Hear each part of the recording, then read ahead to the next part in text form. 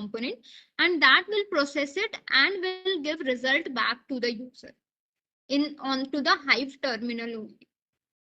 Okay, means externally you will see that there is a Hive terminal. You are writing your queries, you are giving your queries, and when you are getting the result, internally it is getting into the MapReduce. It is getting converted into the MapReduce task, processing it and giving back the data. Okay. So remember this thing. Okay, that internally your queries will get converted into the MapReduce. How Hive came into picture? Yes, any doubt? So the Hive is actually saving the time over here in writing the code. Yes. Okay. So it's you will not say it's saving the time. No, it's not saving the time. It is actually it making your work easy. Means you do not if you do not know Java, if you are not comfortable writing programs in MapReduce, you can write the queries in SQL. Okay. And okay, one more thing that I'll take the attendance from this attendance sheet from all of you. I hope you all have joined with your registered name only. Another thing, there are 2 Ashish in the group. So when so please do one thing, write your name along with the email ID in the chat box. Sure. Okay. Okay, so I have one question. Yes, Bhupendra. So, I mean, as far as my understanding is, like, so the SQL query is a kind of in a table form, this is a relation database. So, Yes. can I say that like this MapReduce is actually doing this key value pair in table form, so that you can do that query on that key value pair using Hive? See, this is a good point that SQL you will have those tabular format only. Okay, so what you will do when you will store the data, when you will create the schema for it. Okay, Yeah. Firstly, means suppose you have stored the data into HDFS, and when you are working with Hive, firstly you will create a schema. Like I will have these columns data type will be something. Okay, all those things you will do. Then you will extract, you will move the data from HDFS to that schema. So actually that data will be in the tabular format, in the schema which we have created. Okay. Then you will write your queries and access. Fine, thank you. Okay.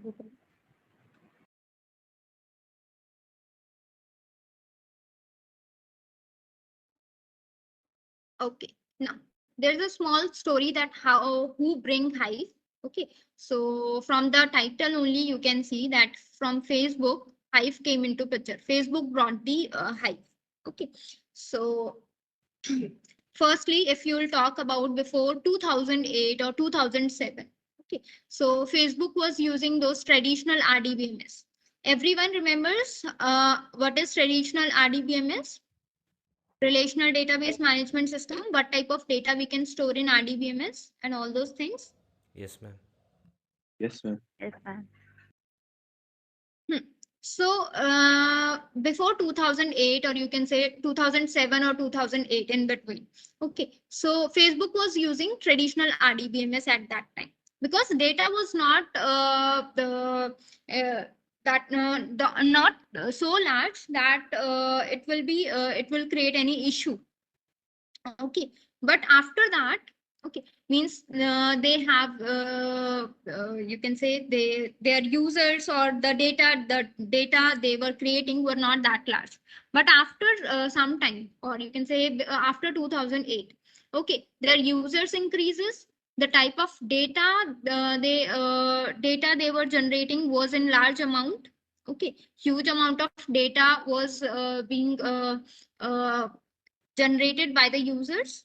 Okay, now for that purpose they need to move from traditional RDBMS to a solution where they can actually store their data, because data size now increases.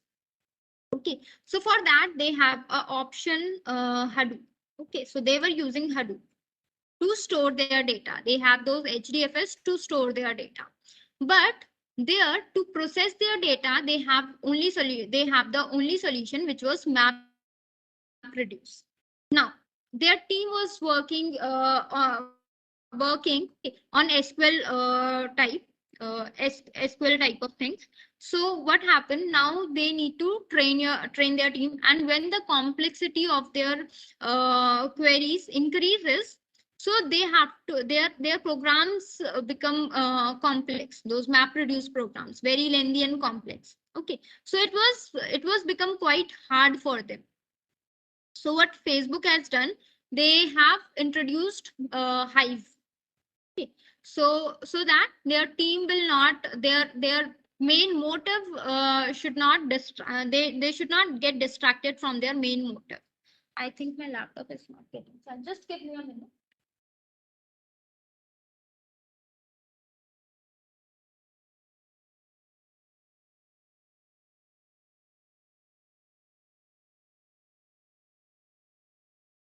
Just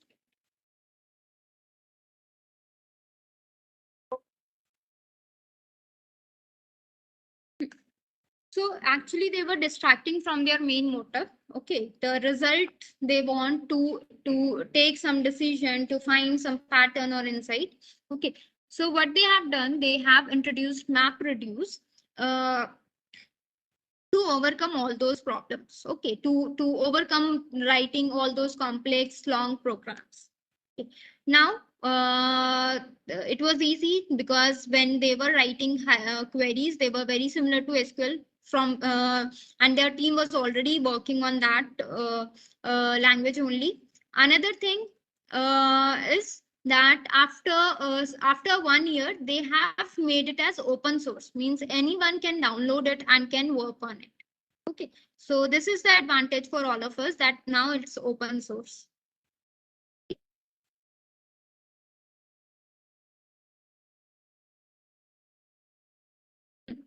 Another thing is Hive versus SQL. I have till now said that Hive will use a language which will be called as HQL. I'm not good writing with mouse, but please try to understand that I'm writing HQL. Okay. So HQL is Hive query language, and I've said it's very similar to SQL. So let's see some of the differences between them. Okay. So SQL is a general purpose database language that has extensively been used for both transactional and analytical queries. Okay. When you talk about SQL, SQL will handle transactional and analytical both type of queries. Transactional means your day-to-day queries. Analytical means when you are analyzing from the historical data. Okay. So both type of queries you can execute, you can get the result.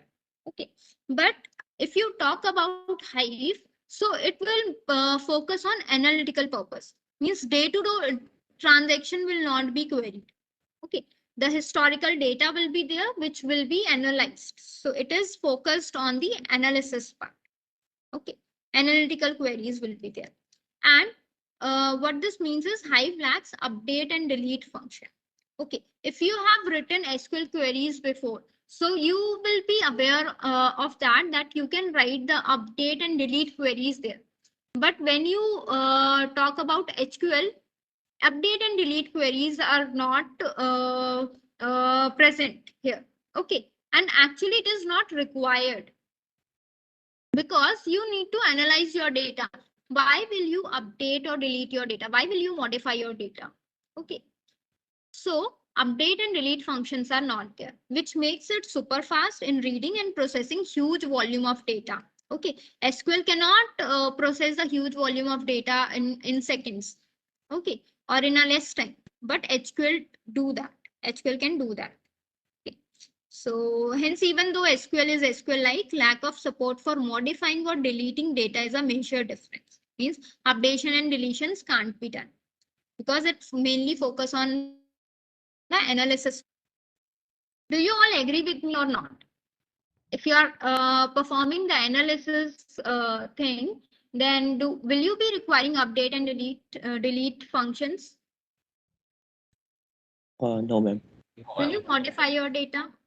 No, right? Right.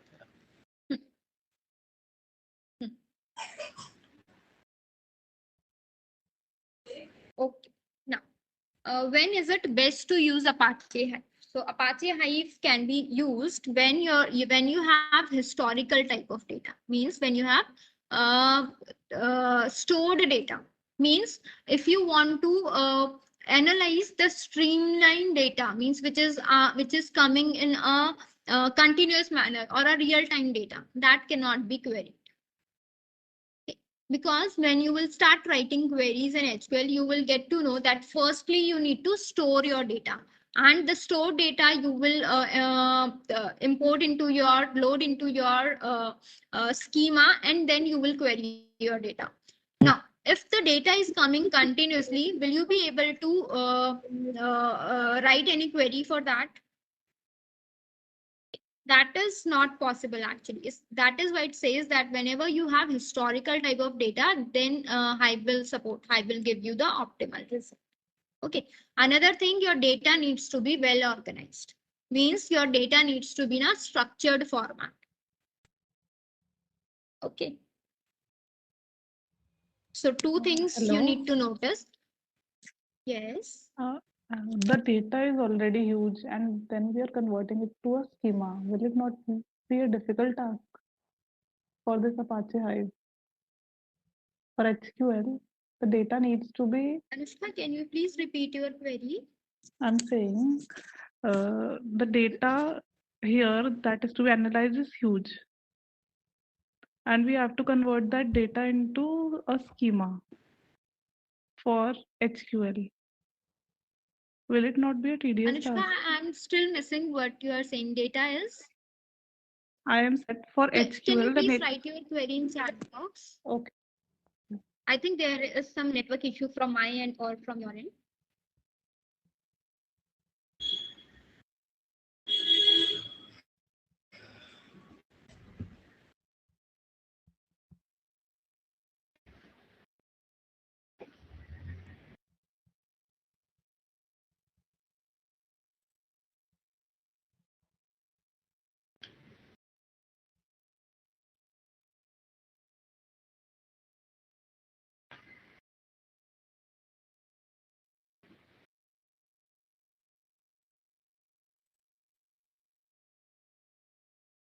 Lakshma Tong, I have not sent any link to you.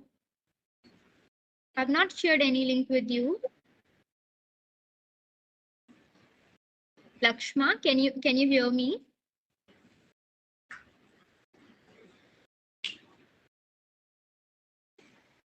Okay.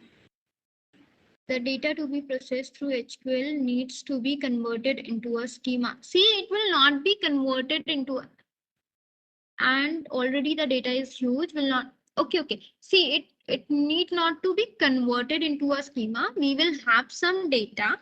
Okay, maybe see, I'll give you one assignment as well, like what type of files Hive can support. Okay, so what will happen? Suppose I have a CSV file. Okay, that I have stored in my HDFS. Now, what I'll do, I'll create one schema into my Hive. Okay, while practical, it will be more clear. I'll create one schema into my Hive, similar type of schema like the file I have, the CSV file I have in my HDFS. Okay, so I'll create a schema into my Hive, and what I'll do, I will load the data from HDFS into that schema. Just loading I have to do. Okay, and I'll create a schema which is such that it will be similar to my CSV file only. Okay, the number of columns. Okay, and if I have a name column, definitely it will be of string type. If I have a phone number column, so it will be of integer type. Okay, or you can take phone number as string as well. Okay, so something like that. Okay, there are other students as well, like Lakshma Tong, and I cannot see their names. But dear, I have not shared a link with you.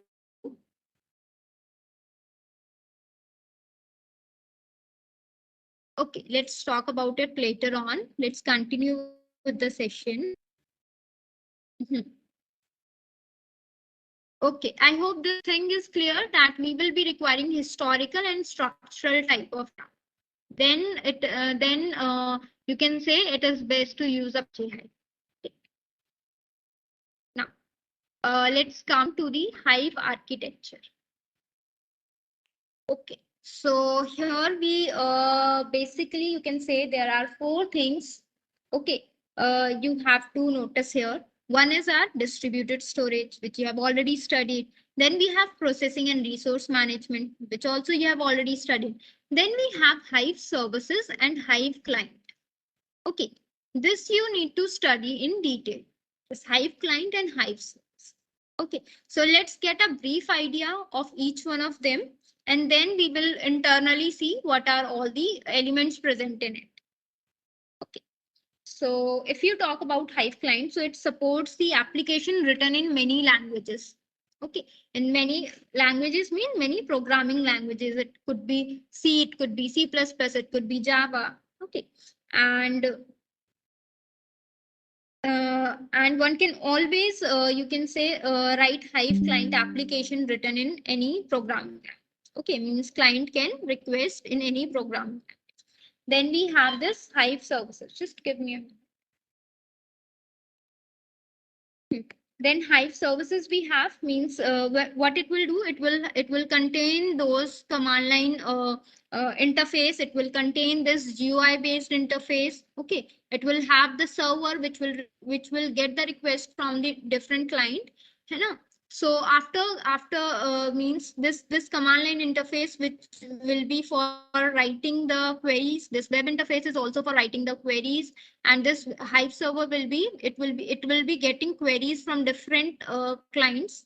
Okay, after this it will process it. It will this complete process means what will happen in Hive driver, Metastore, Apache Derby database. We will see it later. Okay, so basically what it will do, it will perform your queries, and just after some time I elaborate on them. Okay, all these elements.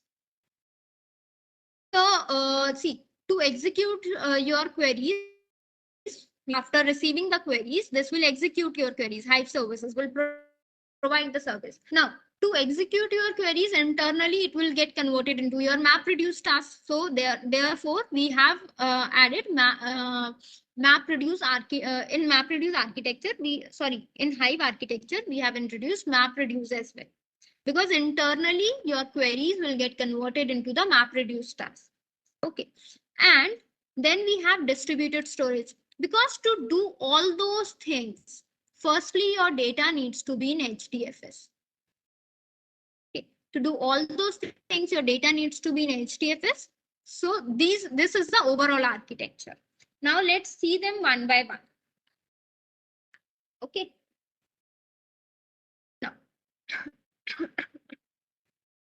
give me a minute.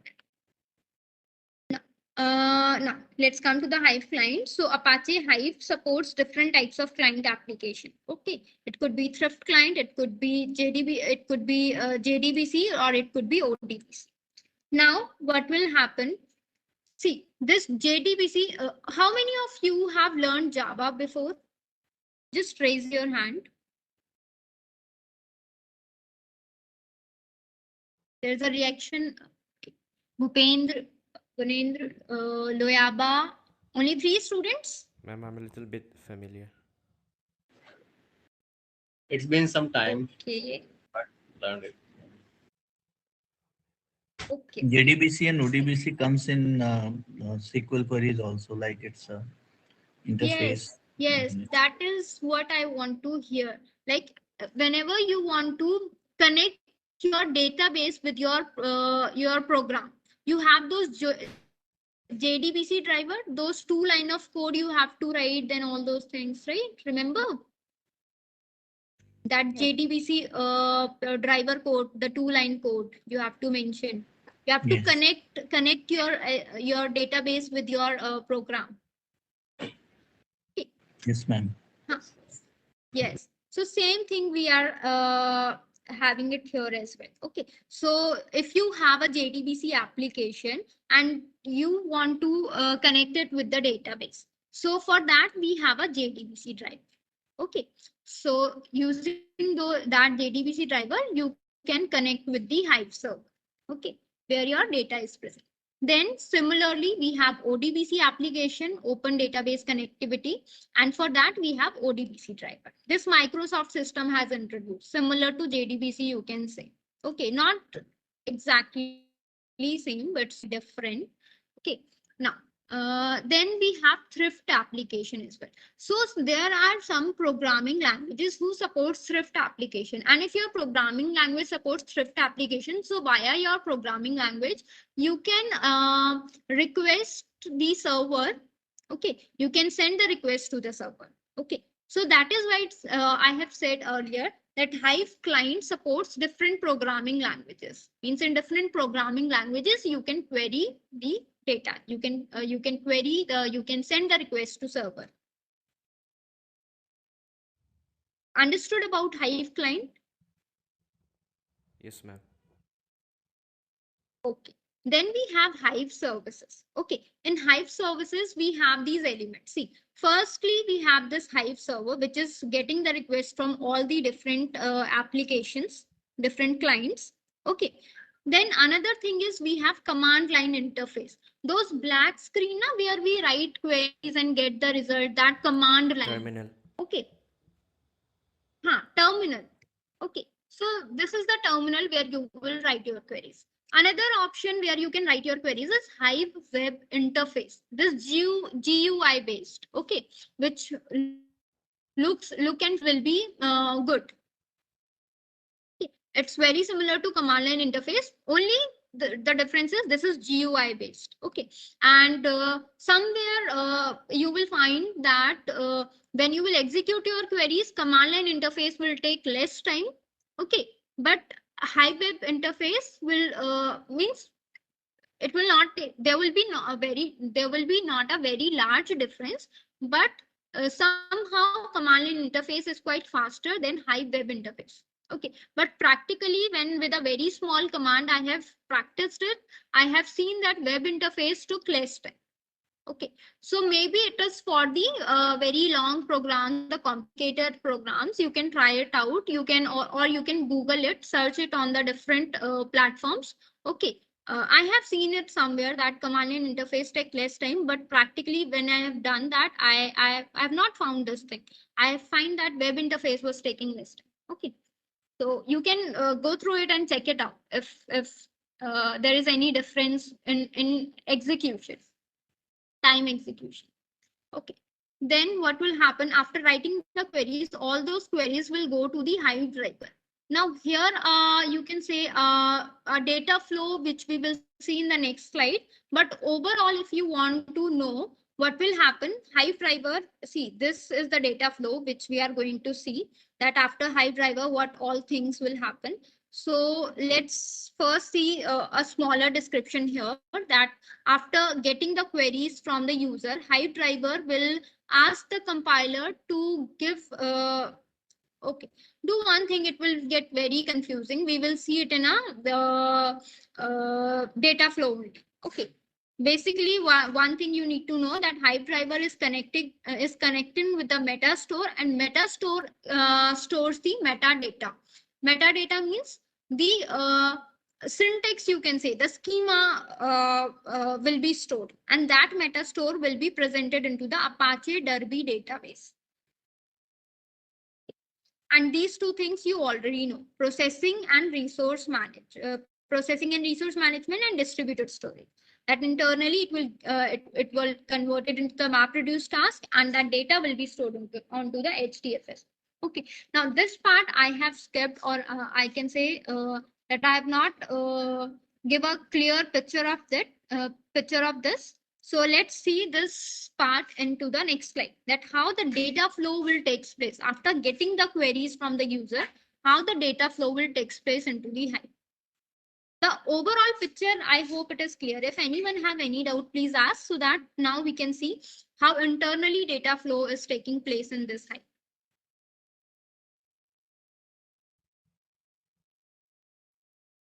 Yes, anyone?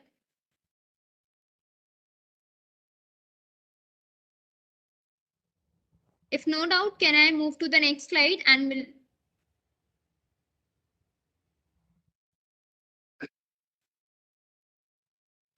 No doubt. am I going very okay? Okay, just let me know one thing. Am I going very fast, or is there anything which you are not understanding? I'm just speaking, and you are not getting anything. Means if this is the scenario, I'll try to change my way of teaching.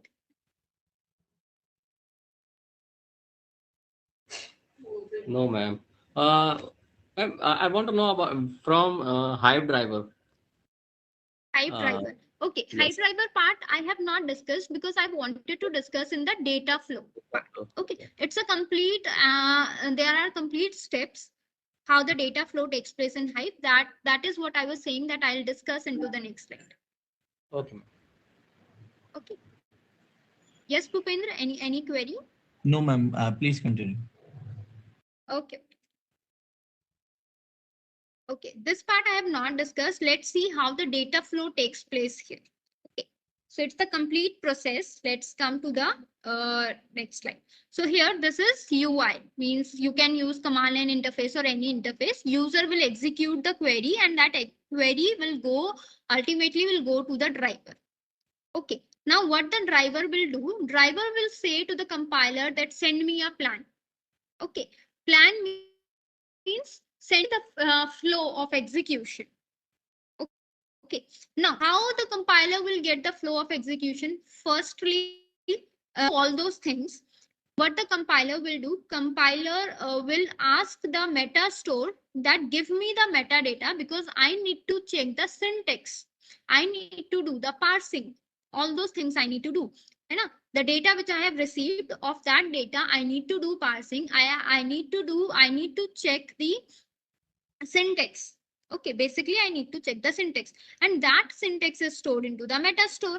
Okay, so meta store, what it will do, it will send the metadata. Okay, now metadata will send the meta store will send the metadata to the compiler. Now what the compiler will do, now compiler will do the parsing, will do the syntax checking. Okay, and after verifying it, it will create a direct acyclic graph. Okay, direct acyclic graph, DAG. If you do not even remember the name, at least remember that it will. I'm sorry that I'm not good with it. DAG, direct acyclic graph. Direct. Please try to understand. I'm trying to write DAG, just direct acyclic graph. Okay, so it is just a plan, the flow of execution. Okay, that plan it will create and it will send it back to the driver because driver has asked for that plan. Now after taking that plan, it will go to the execution engine, okay, to execute the plan. Now execution engine is in bidirectional communication, is in bidirectional communication with Hadoop, which contains MapReduce and HDFS. Okay, so internally execution engine will go to the MapReduce will execute it and will take the data from HDFS and execution engine will get the result. Execution engine at the same time is in bidirectional communication with this metadata ops as well, meta store as well. So in between, if it needs any data or if there is any updation on the syntax or on the metadata, it will update it to the meta store. Okay, or if any data it require, it will get it from the meta store. Okay, now after doing this, it will send the result back to the driver and driver will give result back to the user interface. Okay, so it will be in seconds or you can say milliseconds, but all those things will be happening in between. Whenever you will execute your queries, internally all those things will happen. Okay, I hope now this part is clear. Okay. Yes, if anyone have any doubt. So the meta store gives the script whatever is running and it sends the metadata to compiler. It will execute it and give the plan to the driver. Then it goes to the execution engine compiler will not execute it. Compiler will do the parsing, will generate a directed acyclic graph and give back plan to the, that direct acyclic graph basically is a plan, a flow of execution that So it will give back to the driver. back to driver. Take this plan and driver will go to the execution engine that execute this plan. This is okay. Okay. Okay. Thank you. Okay. So this this tag actually gives the instructions to execution engine to actually do the things in a sequential way, the way Yes. that is actually indicated by the tag actually. Oh, Yeah. okay. Yes, that flow Okay. of execution will be there. Yes.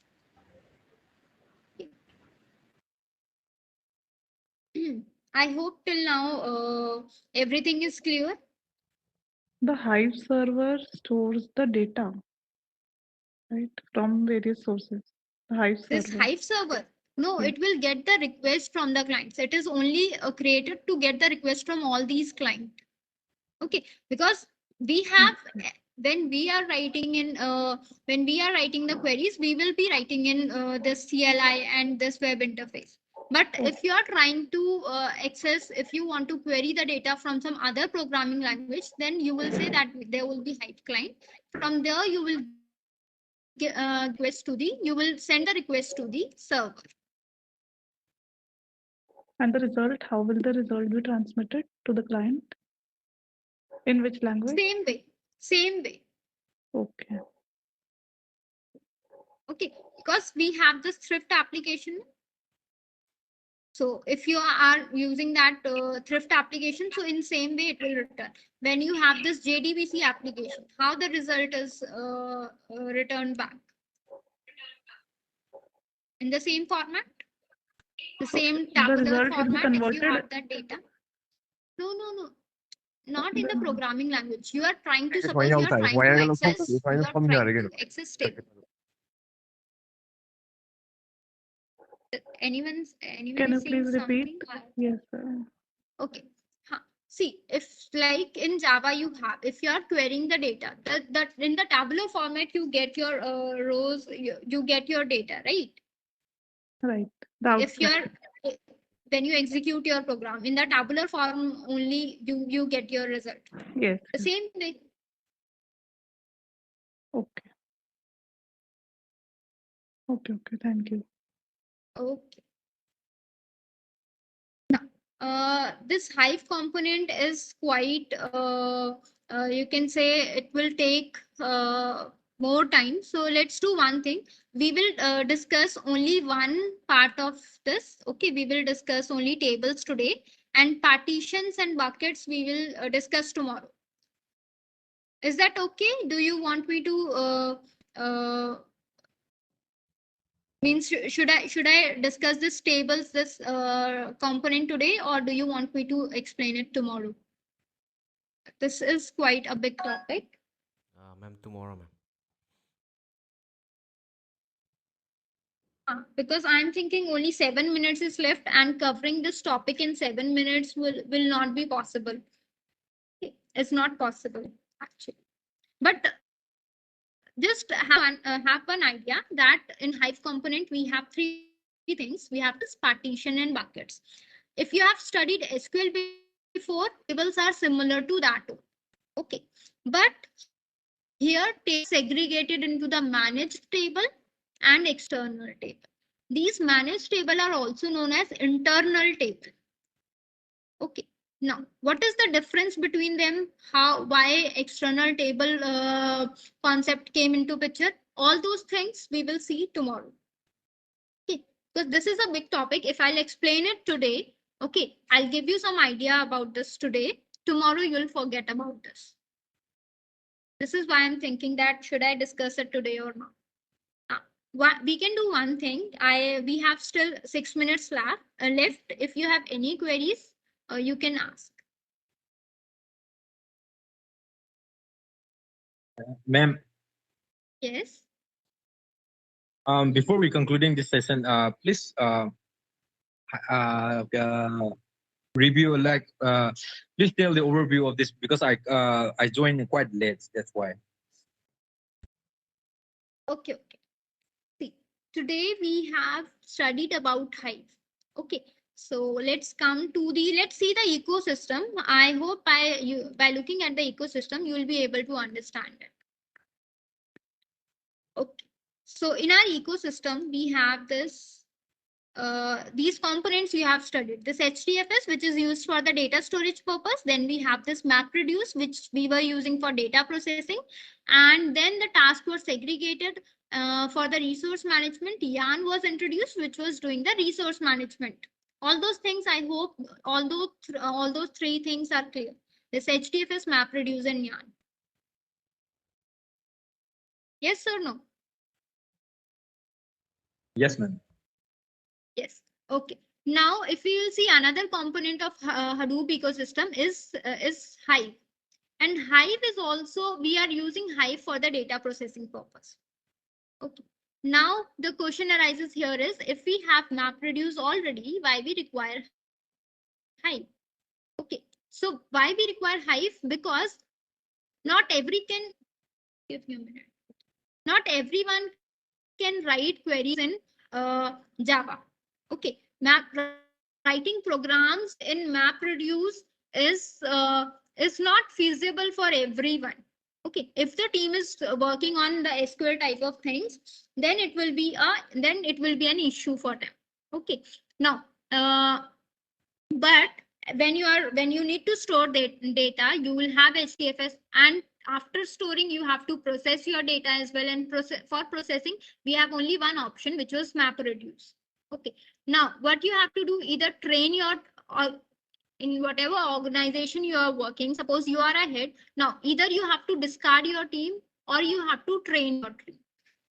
Now if you will discard your team, bringing new team, okay, and explaining all those things which is going in an organization, means about the project, all those things is not a feasible thing. And every time whenever new technology came, you cannot just throw out your team, you have to train your team. Now training on MapReduce is quite difficult, because writing programs on a very you can say for very simple things are the very complex programs you have to write, and the number of lines of codes will be very huge. Okay, so just to overcome this thing, we have this Hive was introduced, and it was introduced by Facebook. Okay, so in 2008 or around 2000, means year in the starting of 2008, or you can say in the end of year 2007. Okay, they have introduced Hive, where you can write the queries in SQL type language, and that queries will internally get converted into the MapReduce, and you will get your result back in the Hive terminal. Okay. This is all the things. For rest of the thing, I will share the slides with you. Okay, just go through it, and if you still face any difficulty, do let me know.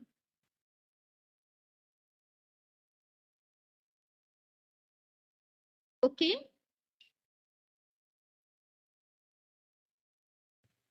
Yes, ma'am. Now, if other people have any doubt, please ask. And the doubts regarding, if the Hive queries are Hive doubts are clear, then you can ask your MapReduce and HDFS practical queries. One more thing, the new batch is working on lab file, but I want to convey this message to everyone, that please perform all the practical and take the screenshot, create a lab file, because you will be submitting it later. So either I'll create a Google Classroom, or will create a Drive link where you have to submit your assignment. So please make sure that you perform each and every practical, take the screenshot, and create a lab file. It is not only that it's like a class, you have to submit your lab assignment and everything, but later on, whenever you are working, it will be good for you. Okay, means you can refer those lab files. Okay. Yes, ma'am. Okay. And Ashish, I have not received your message. Please send your name along with your email ID, because I have two Ashish in this class and both name is same, Ashish Kumar. Okay, I'm writing. Okay. So this in this figure of Hadoop ecosystem, they've also shown this Spark machine learning and Kafka. So can I say like that this Kafka Spark also comes under the Hadoop ecosystem, or they are different module altogether? See, Spark is different as well, and it's also in Hadoop ecosystem. And that you will be studying after maybe after 1 week, you will have the class on Spark as well. And this sequential Kafka is it's not a part of a Hadoop ecosystem. It's a different thing, batch processing, It's a or no, it's a part of Hadoop ecosystem. Apart from that, if it is available or not, that I have to check, but it's a part of Hadoop ecosystem as well. Like Hive, you can when you are installing those Hadoop, these some of the things you will not means only some of the components you will receive at that time, and for other you have to configure it. okay, so the base layer of Hadoop ecosystem must be available before installing the other. Like storage, like if you will install it, you will have the HDFS, you will have MapReduce, you will have Yarn. Okay, but Okay. there are other components, you know, for not every component is present. Like I guess Pig you will not find. Okay. Mhm. So what you can do, you can explicitly install it and you can work on it. Okay.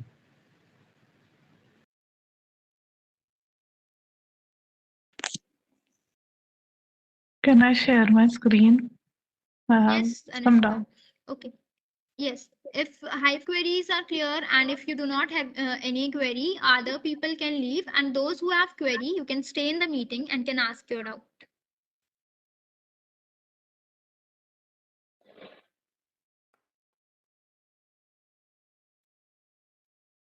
I have pasted code and I have Okay, you are not able to add those libraries. these I jar files. these Jar jar files. files you have. Now you have to add them. Just go to that Eclipse again. Okay, here click on word count and right click on it on your package. Okay. Click on your package, right click. Now here you will see build path. Okay. Now go to configure build path. Okay. Now here you will see add external jar option. Add external jars. Okay. Your files on to the are present on the desktop. Go to the desktop. Both Select of these them I need. files. Both the jar files. Click on OK. Okay. One more thing, you will get other errors as well. Click on OK. Now see on the first line you are getting an error because it is asking you to add the package name as well. Okay. So write there package, then the name of the package, semicolon on the first line. Enter. Now in the first line write package. Package name. The name Word of count. the project. Your package, yes, project name is the package name. Word count. Semicolon. Okay, this error is removed. Okay, now you can save it and create a jar file of your program. And what about the other errors? Okay, there are no errors. This Your class name and this class name matches. Right? Now you can save it and you can What is create this a jar error? file. You know how to create a jar file? No, I forgot everything about after this. So I have shared the file. You have not gone through all those steps. Okay, do one thing, save it first. What is this error? Do I need to? No, this is just a warning. You can ignore it. So I need to save it now. Control S.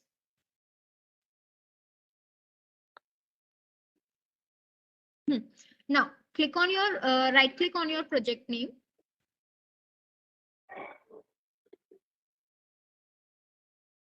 Go to the export. Export. Click on Java.